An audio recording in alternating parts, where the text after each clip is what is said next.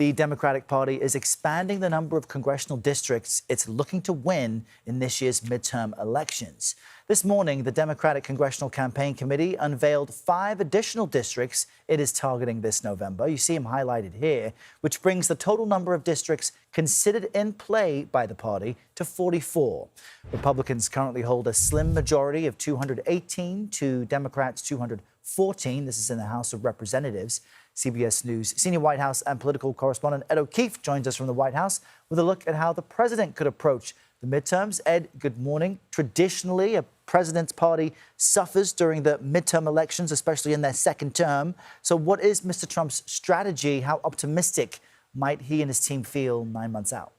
Sure. Well, first of all, if maybe we can bring back that map with those 5 new districts, just to give you a sense of how bullish Democrats are now feeling about this. Once they start talking about making races in Montana, southern Minnesota, south side of Virginia, and that first district of South Carolina competitive, they're starting to smell something in the water that suggests they've got a shot here at not only taking the majority, but possibly stretching into the double digits, which would be quite something given the narrow margins we've had in the House the last few years. So how does the president counteract this? Well, first of all, he's been spending the last several months telling people he knows the history, as you mentioned, Errol, that second-term presidents suffer in this first midterm election of their second term.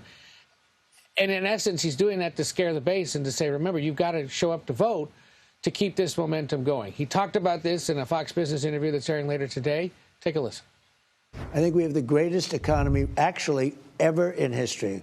Now we have the hottest country anywhere in the world. That's said by everybody. We have the hottest country in the world.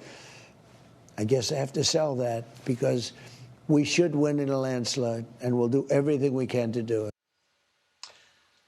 The issue is, if he has to be saying that, is it indeed the hottest country? Is the economy really booming? You look at recent CBS News polling, like the one we released last week, survey suggests no. Americans don't think the economy is that hot right now. They don't think that they're going to be better off than previous generations. They don't think it's easy to find a job.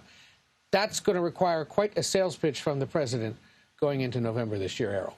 And Ed, it's likely one of the factors pulling down the president's approval rating. That same polling you've referenced from us shows the president's approval rating has fallen by double digits over the past 12 months. Is this typical of a president's second term? And if so, or if not, how can this administration turn that around?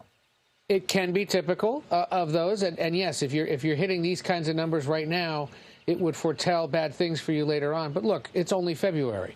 Plenty of time for things to turn around, both on the economy and other issues. And you're going to see the president, the White House keeps telling us, out on the road more frequently across the country with fellow Republicans, talking about his belief that the economy is in good shape, talking about the other successes of the past year.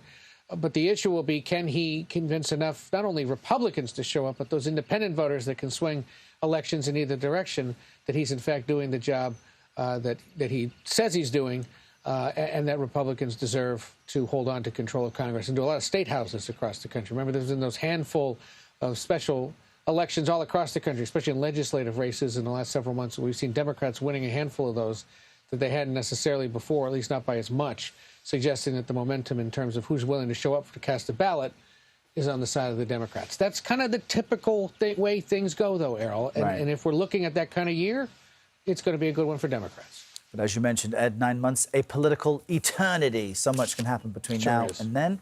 And we're here for the ride. Ed O'Keefe at the White House. Thank you.